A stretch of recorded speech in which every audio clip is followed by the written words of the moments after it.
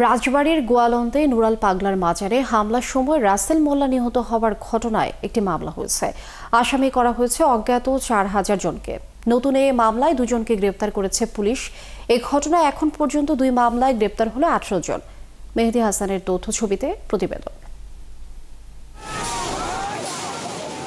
রাজবাড়ীতে নুরাল পাগলার মাজারে ভাঙচুর ও হামলার ঘটনায় প্রায় 1 সপ্তাহ পর হত্যা মামলা হলো। সোমবার রাতে রাসেল মোল্লার বাবা আমজাদ মোল্লা মামলাটি করেন। এতে 4,000 অজ্ঞাত ব্যক্তিকে আসামি করা হয়েছে। আমরা তদন্ত সাপেক্ষে যারা এর সাথে জড়িত তাদেরকে আমরা সঠিক বিচার চাই। যে ধর্মেরই মানুষ হোক, একজন মানুষ তো যার যার ধর্মের একটা নৈতিক একটা দায়িত্ব আছে বা নৈতিক একটা কাজ আছে, তো সেই কাজের বাইরে যদি কোনো কিছু করে, খালি আমি না, জগৎবাসী এটা ঘৃণার চোখে থেকে। ভবিষ্যতে যদি এরকম না হয় সেদিকে আমরা সমস্ত মহোদয়গণের কাছে আমরা আবেদন জানাচ্ছি। মঙ্গলবার সকালে মামলার বিষয়টি নিশ্চিত করেছে রাজবাড়ীর অতিরিক্ত পুলিশ সুপার শরীফ আল রাজীব। তিনি জানান, এরই মধ্যে এ মামলায় 2 জনকে আটক করা হয়েছে।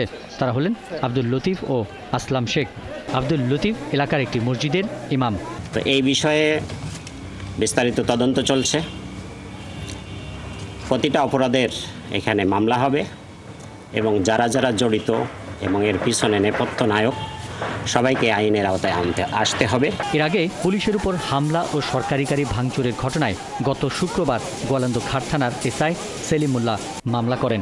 2 মামলায় এখন পর্যন্ত 18 জনকে গ্রেপ্তার করা হয়েছে। এই হত্যা মামলায় এই পর্যন্ত 2 জন গ্রেপ্তার আছে এবং আমার পাশাপাশি পুলিশ হেফাজত মামলার এই পর্যন্ত 16 জন গ্রেপ্তার আছে এবং প্রত্যেকটা আসামির ভিডিও ফুটেজ পর্যালোচনা করে তাদের গ্রেপ্তার করা হয়েছে এবং সংশ্লিষ্টতা আছে।